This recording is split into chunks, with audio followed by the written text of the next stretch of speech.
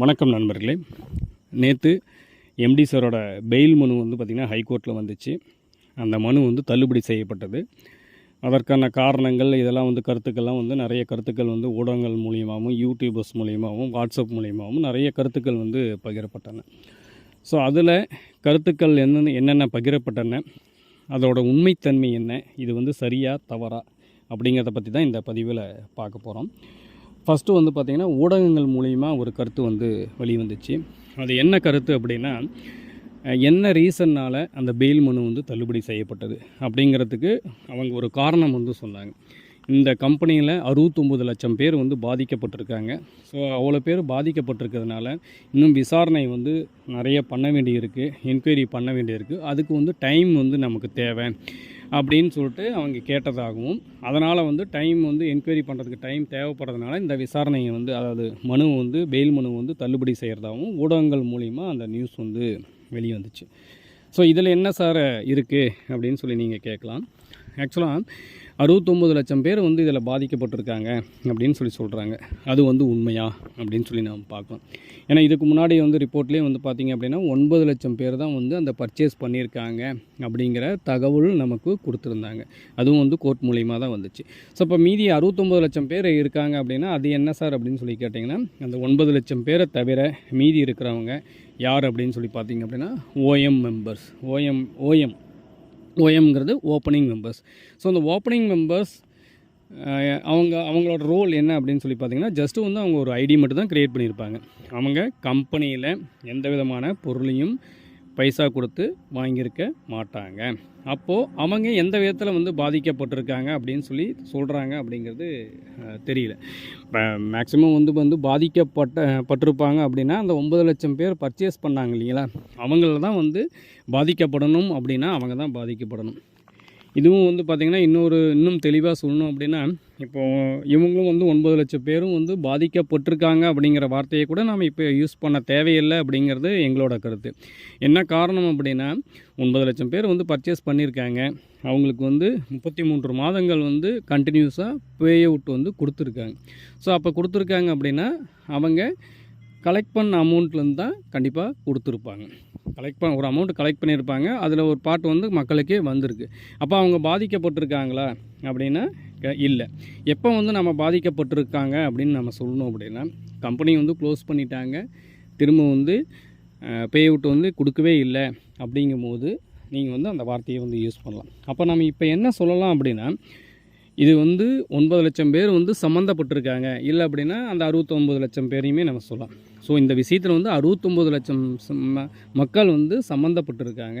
So அவங்க வந்து பின்னாடி மேபி வந்து இது ஸ்கேம் அப்படின்னு வந்து ப்ரூவ் பண்ணாங்க அப்படின்னா பின்னாடி வந்து அவங்க ஏமாறத்துக்கான வாய்ப்புகள் இருக்குது அப்படின்னு வேணால் நம்ம வந்து சொல்லலாம். ஸோ இப்போவே வந்து அவங்க பாதிக்கப்பட்டிருக்காங்க அப்படின்னு நம்ம சொல்லலாமா அப்படின்னு சொல்லி கேட்டிங்க அப்படின்னா, எங்களோட புரிதலின்படி எங்களோட கருத்து என்ன அப்படின்னா, அப்படி சொல்ல வேண்டிய தேவை இல்லை. இது வந்து ஒரு சைடு. அடுத்து இந்த பக்கம் வந்திங்கன்னா, கம்பெனிக்கு சப்போர்ட்டாக பேசுகிறவங்க, கம்பெனிக்கு சப்போர்ட் பண்ணுற நண்பர்கள் இருக்காங்க இல்லைங்களா, அவங்க வந்து என்ன பண்ணுறாங்கன்னா, அவங்களும் இதே அந்த 69 லட்சம் பேரை வச்சு தான் வந்து சொல்கிறாங்க. 69 லட்சம் பேர் வந்து இருக்காங்க, பட் வந்து 9 லட்சம் பேர் தான் வந்து பர்ச்சேஸ் பண்ணியிருக்காங்க. அந்த 9 லட்சம் பேர்னால தான் வந்து கம்பெனிக்கு வந்து ப்ராஃபிட் இருக்குது. மீதி இருக்கிற ஓஎம், அந்த ஓப்பனிங் மெம்பர்ஸ் இருக்காங்களா, அவங்களால வந்து கம்பெனிக்கு எந்த விதமான ப்ராஃபிட்டும் கிடையாது. என்ன காரணம்னு கேட்டிங்கன்னா, அவங்க எந்த விதமான பொருளையும் கம்பெனிக்கிட்ட அமௌண்ட்டு கொடுத்து பர்ச்சேஸ் பண்ணல.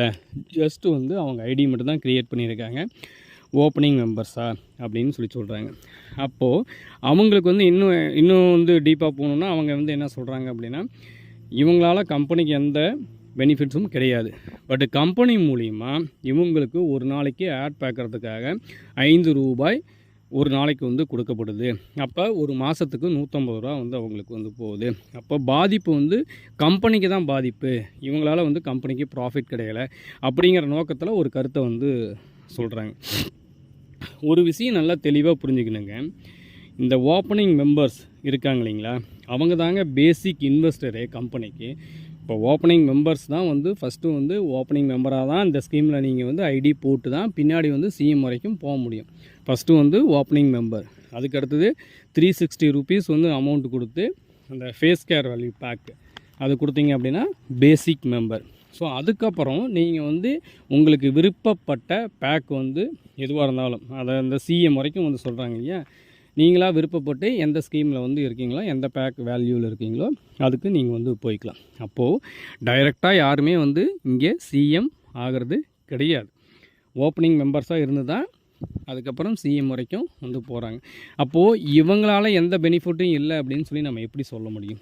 எல்லாருமே வந்து ஓப்பனிங் மெம்பர்ஸாக இருக்கிறவங்க வந்து எப்போ வேணாலும் சிஎம் வந்து ஆகலாம் இவங்க சொல்கிற ஸ்கீம் படி.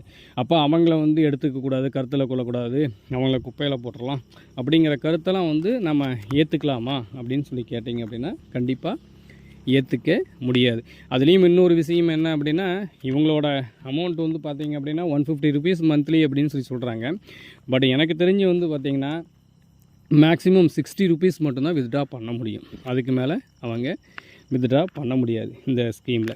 அப்போ வந்து அவங்க வந்து அவங்களோட மீதி இருக்கிற அமௌண்ட் எல்லாமே வந்து பார்க்குற அமௌண்ட் ஃபுல்லாக வந்து எப்போ வித்ட்ரா பண்ண முடியும் அப்படின்னா, நீங்கள் 360 ருபீஸ் கொடுத்து ஃபேஸ் கேர் வேல்யூ பேக் வாங்கின பின்னாடி தான் நீங்கள் டோட்டலாக பார்த்த எல்லா அமௌண்ட்டையும் வித்ட்ரா பண்ண முடியும். ஓப்பனிங் மெம்பராக இருக்கிறவங்க அந்த மந்தில் வந்து பார்த்திங்கன்னா மேக்ஸிமம் 60 ருபீஸ் மட்டும்தான் வித்ட்ரா பண்ண முடியும். அப்போது கம்பெனினால இவங்களுக்கு வந்து இவ்வளோ கோடி ரூபாய் வந்து கொடுக்கப்படுது அப்படின்னு சொல்லிட்டு நம்ம சொல்கிறது தவறான கருத்தாக நாங்கள் வந்து நினைக்கிறோம். ஸோ இது எல்லாமே வந்து எங்களோட புரிதலின்படி நாங்கள் இந்த கருத்தை வந்து தெரிவிக்கிறோம். ஆக்சுவலாக வந்து இந்த வீடியோவே வந்து பார்த்திங்க அப்படின்னா நிறைய பேர் அவங்கவுங்களோட கருத்தை வந்து தெரிவிக்கிறாங்க. கருத்து தெரிவிக்கிறது அவங்களோட உரிமை. அதே மாதிரி கருத்துக்களை ஏற்றுக்கிறதும் ஏற்றுக்காத இருக்கிறதும் வந்து நம்மளோட உரிமை. நல்ல கருத்துக்கள் இருந்தால் அதை ஏற்றுக்குங்க, கண்டிப்பாக வந்து ஷேர் பண்ணுங்கள். தவறான கருத்துக்கள் இருந்தால் அதை வந்து அவாய்ட் பண்ணிட்டு போயிடுங்க. ஏன்னா நான் இந்த பதிவை வந்து போகிறதுக்கு காரணமே என்னோடய கமெண்ட் பாக்ஸில் வந்து ஒரு நண்பர், முகம் தெரியாத ஒரு நண்பர் வந்து பார்த்திங்க அப்படின்னா, நீங்கள் பேசுகிறது நடுநிலைமைத்தன்மையோடு இருக்குது சார், அதனால் நன்றி அப்படின்னு சொல்லியிருந்தார். ஸோ அதனால தான் நாம் வந்து நம்ம மைண்டில் வந்து என்ன தோணுதோ ரெண்டு பக்கமும் வந்து அதை வந்து அனலைஸ் பண்ணி உங்கள்கிட்ட பதிவாக வந்து போடுறோம். அதே மாதிரி இப்போது எல்லாரோட நோக்கமும் வந்து பார்த்திங்கன்னா எம்டி சார் வந்து வெளியில் வரணும், பே அவுட் வந்து கொடுக்கணும் அப்படிங்கிறது மட்டும்தான். இப்போது எம்டி சார் அடிக்கடி ஒரு வார்த்தையை வந்து உங்கள்கிட்ட சொல்லுவார், நல்லவர் லட்சியம் வெல்வது நிச்சயம் அப்படின்ட்டு. கண்டிப்பாக நானும் அதே தான் வந்து சொல்கிறேன். உங்கள் எம்டி சார் எண்ணம் நோக்கம் கம்பெனி வந்து கண்டிப்பாக மக்களுக்கு வந்து பெனிஃபிட்டுக்காக தான் வந்து இந்த கம்பெனி வந்து நடத்துகிறாங்க அப்படின்னு சொல்லிட்டு எண்ணம் நோக்கம் எல்லாமே வந்து தெளிவாக இருந்துச்சு அப்படின்னா, இது மக்களுக்காக தான் அப்படின்னு சொல்லி இருந்துச்சு அப்படின்னா அவர் சொல்கிற கூற்று வந்து கரெக்டாக தான் இருக்கும். நல்லவர் லட்சியம் வெல்வது நிச்சயமாக தான் இருக்கும். மேலும் வந்து பார்த்திங்க அப்படின்னா எல்லாரும் இன்னொரு விஷயம் வந்து எல்லாருமே வந்து பேசுகிறாங்க, அரசாங்கம் ஏன் வந்து இப்படி பண்ணுது, ஏன் வந்து மக்களை வந்து புரிஞ்சிக்க மாட்டேங்கிறாங்க அப்படின்னு சொல்லிட்டு. இப்போது அந்த 5 பேர் வந்து கம்ப்ளைண்ட் கொடுத்தாங்க இல்லையா, அதனால் மட்டும்தான் பிரச்சனை அப்படின்னு சொல்லி இருந்துச்சு அப்படின்னா இந்த கேஸ் வந்து ஒரு மேட்டரே கிடையாதுங்க கண்டிப்பாக. ஏன்னா அவங்களோட கம்ப்ளைண்ட் என்ன, அவங்க வந்து கொடுத்த வாக்குப்படி வந்து அமௌண்ட் வந்து கொடுக்கல அப்படிங்கிறது தான் அவங்களோட கம்ப்ளைண்ட். அப்போது அமௌண்ட்டு கொடுக்கலங்கிறது கம்ப்ளைண்ட்டாக இருந்துச்சா, வாதத்தில் வந்து என்ன கேட்பாங்க அப்படின்னா, இப்போ நீங்கள் அமௌண்ட்டு கொடுக்குறதுக்கு தயாராக இருக்கீங்க அப்படின்னு சொல்லி கேட்பாங்க. கண்டிப்பாக தயாராக இருக்கிறோம் அப்படின்னா அமௌண்ட்டு கொடுத்து செட்டில் பண்ண அந்த கேஸ் வந்து ஈஸியாக முடிச்சிடலாம். பட் அதையும் தாண்டி இந்த கேஸ் வந்து இன்னும் வந்து ஏதோ ஒரு பிரச்சனையினால் வந்து இருக்குது அப்படின்னு சொல்லி தான் நாங்கள் வந்து நினைக்கிறோம். நான் ஏற்கனவே வந்து சொல்லியிருக்கிறேன், இது வந்து மேட்ரு கிடையாது, பட் சட்டத்திட்டங்களுக்கு உட்பட்டு இந்த கம்பெனி இருக்குதா அப்படிங்கிற பிரச்சனையில் தான் இந்த கேஸ் வந்து இழுத்துக்கிட்டு இருக்குது அப்படிங்கிறது தான் எங்களோட கருத்தாக இருக்குது.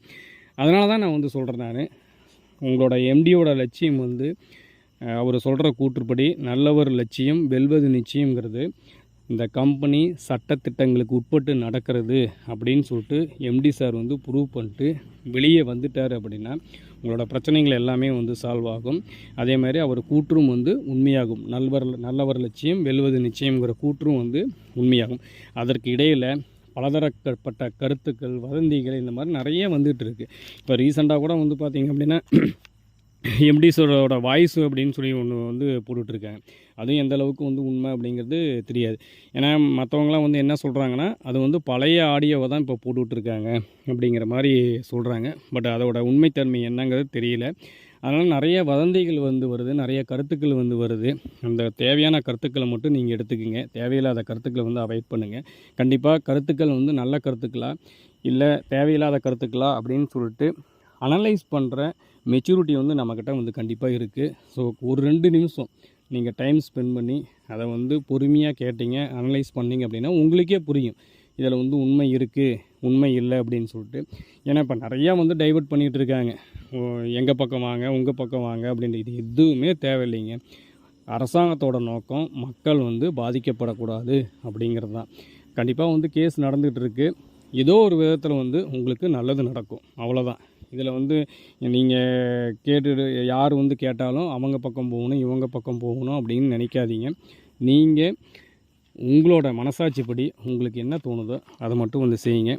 மீண்டும் நல்லது ஒரு அப்டேட்டில் உங்களை சந்திக்கிறேன். நன்றி.